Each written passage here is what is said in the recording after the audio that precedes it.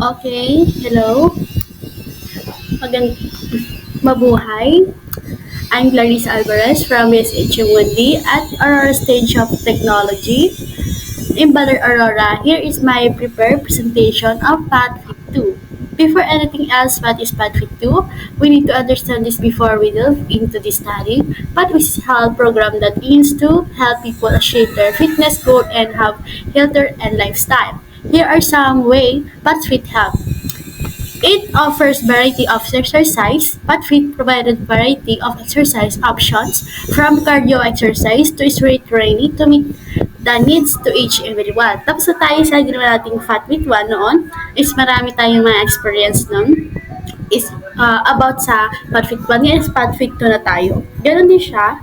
Then, then in short, PadFit is a comprehensive health program that provided tools, resources, and support to help people live healthier and happier lives.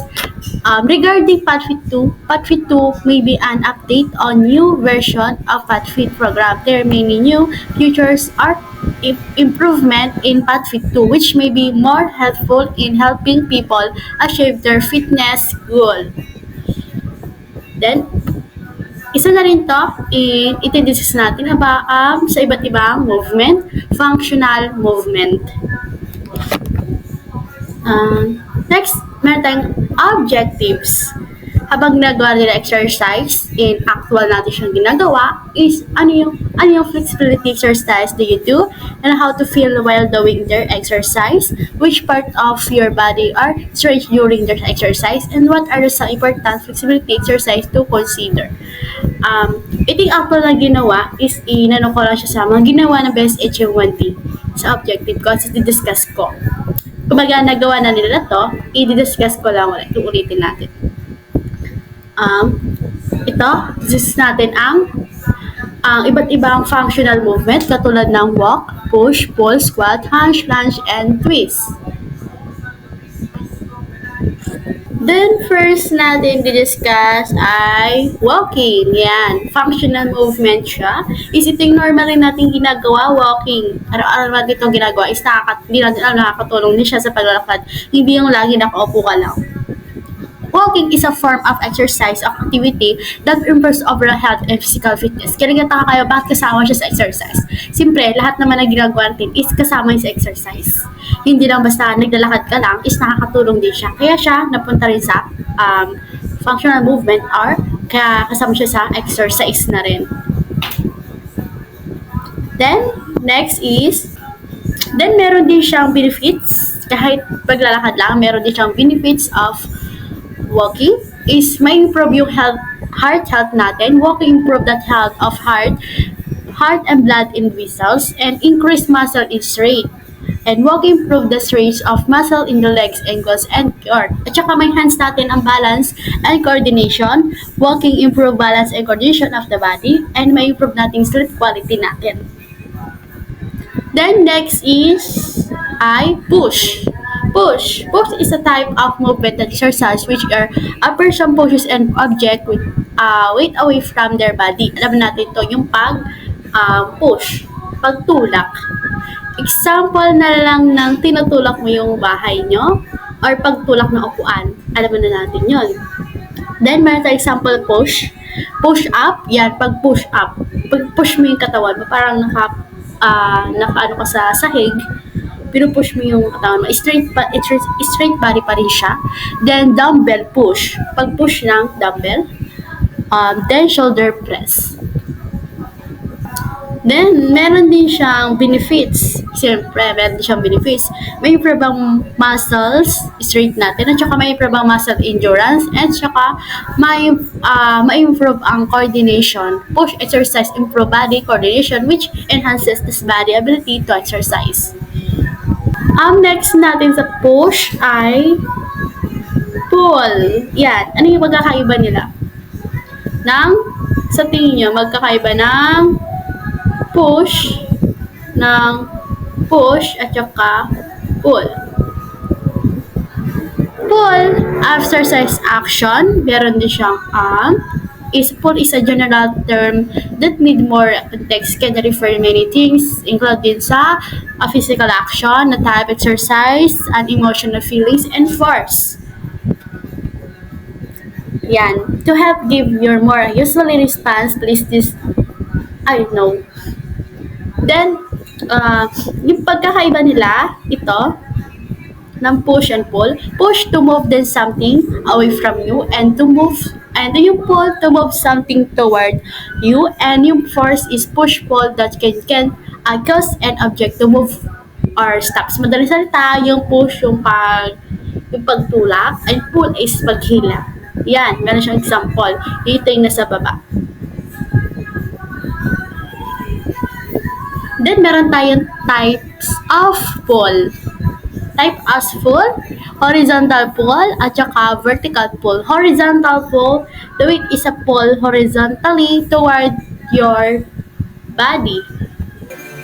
Yan sa type of pull, horizontal pull, at saka vertical pull. The weight of the pull horizontally toward your body. Papunta sa harap, parang ganito, mag-ano silang dalawa, yung kamay, then pag vertical is pataas siya. Halimbawa na lang is ng horizontal. Horizontal, yung ginawa ba sa HM1D, yung paghihila ng towel, pinaghihila nila kasi paharap eh. Pag vertical, pataas. Halimbawa na lang pag push ng bag, then or ng isang upuan, pataas. Yun yung pagkakaiba ng dalawa. Pull kasi. Pag pull, di ba, is paghila. Ito naman kasi, horizontal at vertical. Magkaiba pa rin siya. Yung isa is pataas, yung isa ay paharap. Then, yun. Then, next tayo ay squat. Then, squat is a compound exercise that primarily work that muscle in your lower body, especially your squats, glutes, and hamstring, is a fundamental movement that mimics up and sitting down and standing up. Then, meron tayong, sa squat is meron tayong benefits of squat. Ito yung nakatulong siya sa lower body, stretch natin, at saka improve mobility. Sa lower body, is squat is build strength in your squat and hamstring and calves. And sa improvement, improve mobility, squat increase your range of motion in your hips, knees, and ankles. Enhances power, squat help you generate more power for activities like jumping and sprinting. Tapos may increase ang bone density natin. Squat put stress on your bones, which can help increase their sensitivity and reduce the risk of osteoporosis. Tapos may improve din ang core stability natin. Squat engage your core muscle to help maintain the balance and stability. Yan, yung squat natin. Iyan, parang ganyan na sa picture. May kita natin. Sa pag-upo, pwede rin natin siyang sa pag-upo natin. Then next is hunch. Next ay hunch.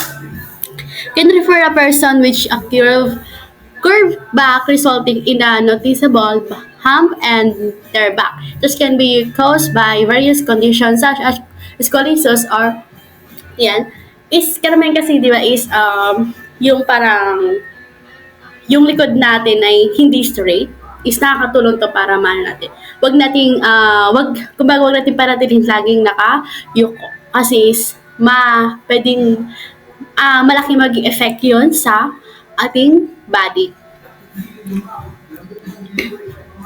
Then ito I know. Then isa na rin isa na rin yung hunchback. Yun na rin hunchback can refer to person which are curved back resulting in noticeable hand and their back. There is yun na napaliwanag na kanina.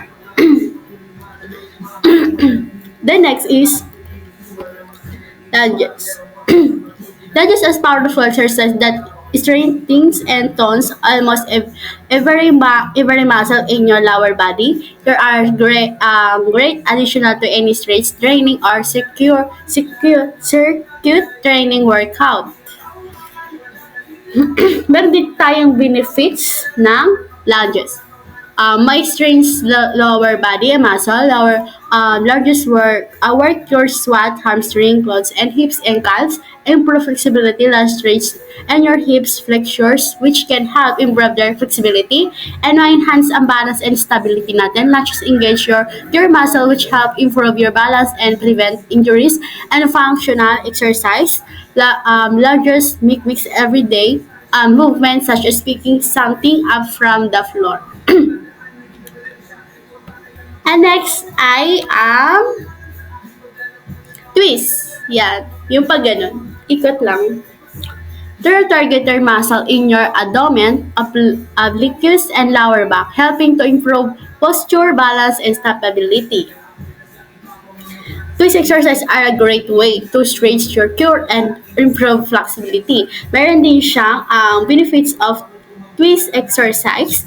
Yung core straightening twist exercise is engage multiply core muscle simultaneously, providing a complete workout for your core, and saka ma-improve yung flexibility mo. Twisting movement can gradually increase the flexibility on your feet and hips, and improving overall body mobility. This can help reduce the risk of injury and cardiovascular fitness when you perform with intensity. With exercise can provide cardiovascular workout that can help boost your metabolism and burn additional calories. Katulad ng bago tayo pwede rin siya maisama dun sa workout niya is bago tayo magsimula sa mga athletic, 'di ba? Ginagawa muna ito bago tayo mag-start para meron tayong lakas para gawin yung mga activity natin. Yan. And next is, tapos na tayo doon sa twist. Then, bago lahat, meron tayong let's game. Ito, madali lang to. Then, meron tayong makikitang mga picture. Can you sort this out? Pwede nyo sasagutan. First is yung pagbukas ng ilaw o yung switch. So, tingnan, push or pull. Siyempre, ipupunta natin siya, push or pull. Is siya ay sa push. Kasi yung pagpindot, pinupush mo. Then next is yung paghila. Siya ay sa pull. Paghila. Kasama siya sa sa type of pull, saan siya kabilang?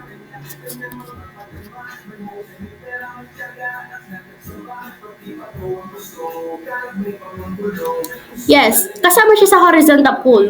Yun sa paharap. Yun na-discuss ko kanina. Doon siya kabilang sa horizontal pull. Kasi paano siya paharap. Siya ay pull. Then sa pagbukas, hindi yung pagbukas is pull. Kasi hinihila mo. Then, itong may nakasakay sa duyan, siya ay push. Pagtulak. Tinutulak mo yung nakasakay sa duyan. Then, ito may tape. Paghila rin siya. Then, next is, tapos na tayo doon. Next naman is, yan, true or false. True or false lang. First is, ito daw yung babae, yung pag-upo, pag straight niya, para siyang nakaupo eh. Ay, may sagot na, sorry. Ay, hindi. Lunges are powerful exercise that is rated and tone almost every muscle in your lower body. Lunges ba to? True or false? Makikita natin yung sagot. Ito daw ay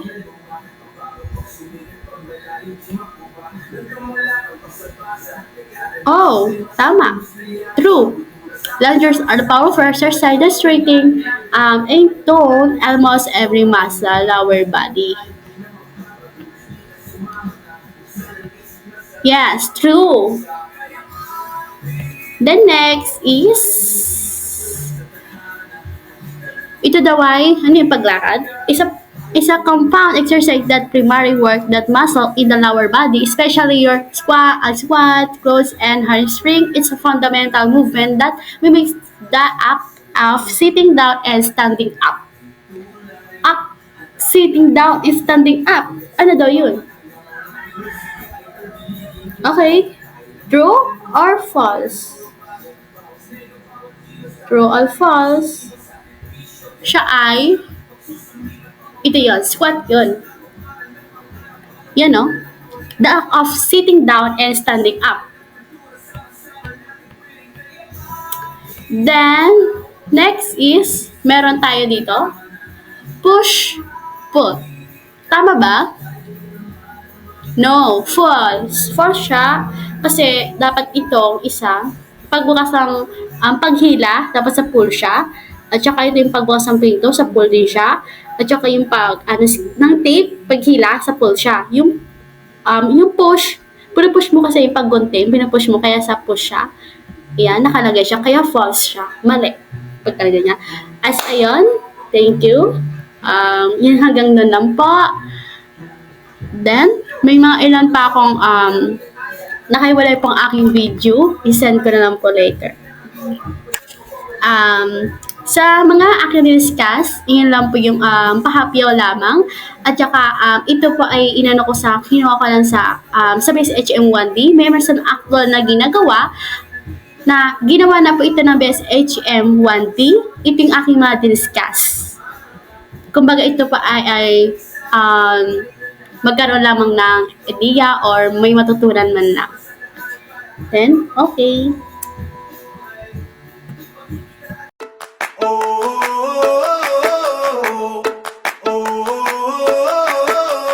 Tell me what it takes to get you feeling alive. Tell me how to show you it's a beautiful life.